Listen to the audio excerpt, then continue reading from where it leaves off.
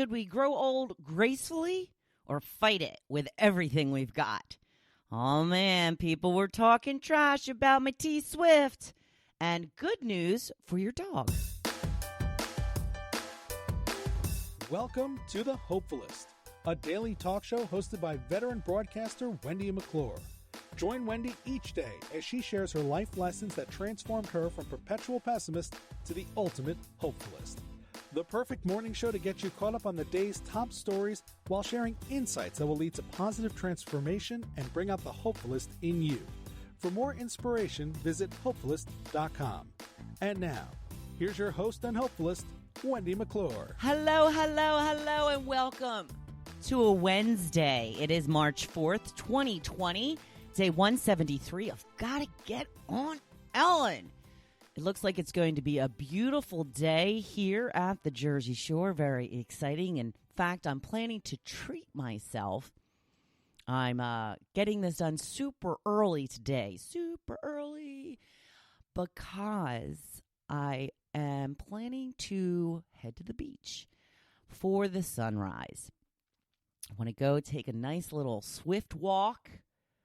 Still deciding whether I'm going to take the little T-Lo with me. Little T.Swift, the little T-Dog. She would love it, but she is a little cumbersome. Don't know if I want to go up there and kind of zen out a little bit. Or if she goes with me, it's going to be all action all the time. She loves the beach. She gets on the beach and literally just flips over and starts like digging herself in a hole. I call it her exfoliating treatment because that's what it looks like she does. She first gets there and she just starts rubbing her face in the sand. And then she flips over and starts rubbing her back in it. And then by the time we leave the beach, she is coated in sand. Not only in her fur and all of that, but it's in her nostrils. It's in her eyeballs. I'm picking out sand boogers from her eyes for the next week. It's an ordeal. But she's only allowed on the beach for another month. Come April, no dogs on the beach anymore. So I probably should take her, shouldn't I? Be a good dog mom? We'll see. It's still a little bit chilly out. They're saying it's going to be very windy today. I haven't noticed it here. It is always more windy at the beach. So I don't know how long this trek is going to be. But I'm very excited. Very looking forward to it. One of the reasons that I'm going is because I am reading a book right now by Tim McGraw. You know Tim McGraw, country superstar, Hottie McHottie, looking great. He came out with a book on health and fitness. I think it's called Grit, and I'm not really sure what it's called. It's on my Kindle, or I would just pick it up right now and look for you. But it's Tim McGraw's book. Not that hard to find. It's very inspirational. It talks about his process from waking up one day and, well, his story is a little bit different than ours in the fact that he saw how fat his face had become on the big screen when he took his daughter to a movie and they showed previews from a movie that he's in. And he said, all of a sudden I see my face taking up the entire screen. And even my daughter was like, oh, Dad. So he went on a quest to take better care of himself, to put his health forward. And he's done a really good job. If you've seen any pictures of him recently, which this book is flooded with shirtless shots of him, by the way. I mean, they're just everywhere to the point of enough already. I mean, I understand being proud, and I get that the whole book is about the fact that he's really done a great job, but my Lord, there is just picture after picture after picture of him with no shirt on. Looks good, but there's a lot of them. So he breaks it all down in a way that makes sense. I'm pretty early on in the book. About maybe 20% through. If you read on Kindle, you know why I go with the percentages, because that's what I see most often is, oh, you're 15% through. And he was talking about the fact that it's so hard for our bodies in the wintertime because the lack of natural light kind of knocks our bodies out of rhythm.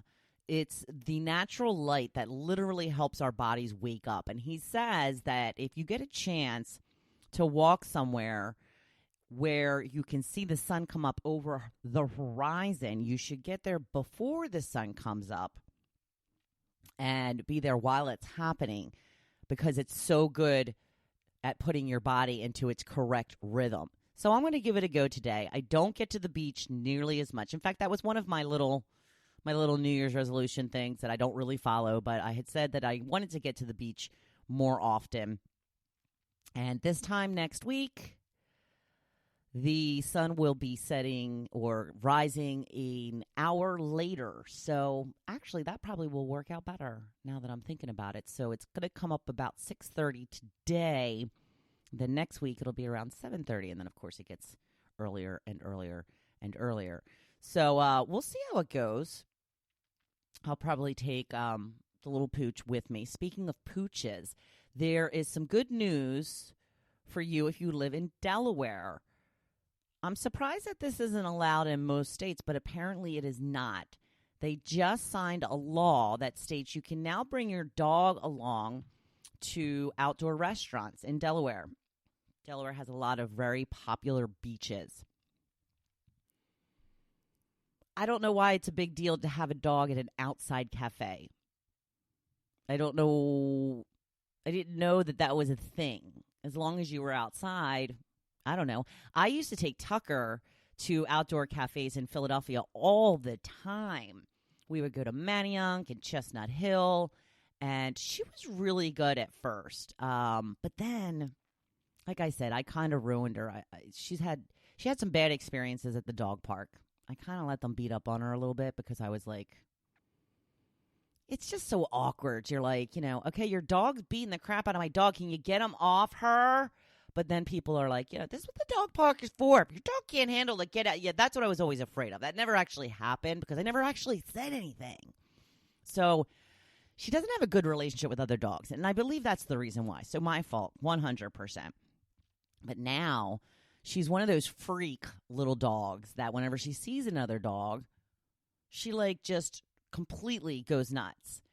And it's embarrassing. I mean, honestly, truly embarrassing. So when I first used to take her to these outdoor cafes, she would just, kind of sit by our side and, they always bring out water for them. And she was really good. But then she started getting, very aggressive toward other dogs. So then it became hard to do that. I think the last time we really took her to a place like that, we had gone to a festival in Chestnut Hill. Chestnut Hill, I have got to tell you, is one of the most underrated parts of Philadelphia. It is so beautiful there, and there's so much to do. Is it Germantown Ave, I think? Go down Germantown Ave. So nice. So many cafes and shops, and it's just a really fun time. And Joe and I had taken Tucker there one time when there was a festival going on, and we had gone to an outdoor cafe. I remember that was the first time I had I believe it was called a Chunky Monkey martini. I used to be really into those fancy flavored martinis, and this was the chocolate banana martini. Oh, man, it was good. I usually have a rule of one martini because, they're all alcohol, so they affect me pretty fast and pretty strong. But I had two that day because it was that good. Tucker was already in her manic mode by then, but we figured out that if we fed her from the table, she just kept her eyes on us instead of looking around to see if other dogs were around. So we just kept feeding her bread that day. Now we know she's allergic to bread. So we wouldn't be able to do that again. We just don't take her. Yeah, it's really a shame. We've tried to take her to certain events and stuff. We took her to a tree lighting ceremony one time on the island a few years back, and she just went nuts. We literally had to put her in the car. She just would not calm down. It's kind of a shame because she misses out on a lot, but she's a dumb dog, and she does not realize that. So if you vacation and or live in Delaware, you are allowed to take your dog along with you now to the outdoor cafes that you like to frequent. So that is some good news. Got to tell you about a conversation that I took part in yesterday on Facebook. You Facebook warriors, woo woo! It was in one of the many, many groups that I am in, and somebody was asking about Taylor Swift's documentary, Miss Americana, which I had spoken of when it first came out. I believe it was released on January 31st. So I watched it the day that it came out. I have not rewatched it. So somebody in one of these groups had just asked from kind of a creative standpoint, like what you thought of the documentary. And, you know, of course, there's bashing that goes on, and I get that. Not everybody likes, you know, the same people, but it's when they kind of try and tear her down that really kind of annoys me. One woman had put just a simple comment that said, yeah, that one's got a big victim mentality. What? Ugh. So I had commented and said that I love Taylor. I think she's great. I think she's been a terrific role model. She has never gone off the deep end. She's never shaved her head. She's never had to be put in rehab like most children that start out around her age have had to do. And they get stuck in that place where they were when they were famous and they can't seem to move past it. She has broken all of those barriers. She's been a good role model. I swear one day, and I've said this before, she's going to wake up and have like a mental breakdown because she's just been so strong through so much of her career. And so I was just, you know, kind of discussing that a little bit. I said, you know, it really upsets me when people tear her down saying things like she has a victim mentality, obviously referring directly to that comment, because obviously those people have no idea what it's like to have to come up in a man's world and be held to a different standard just merely for the fact that you are a woman. So, you know, that woman was, you know, that made that comment, caught on to what I was doing pretty quickly. And she commented to my comment that she came up in a man's world and still thinks that Taylor has a victim mentality. So I had just said, why is it a victim mentality if she's just speaking about what she's gone through?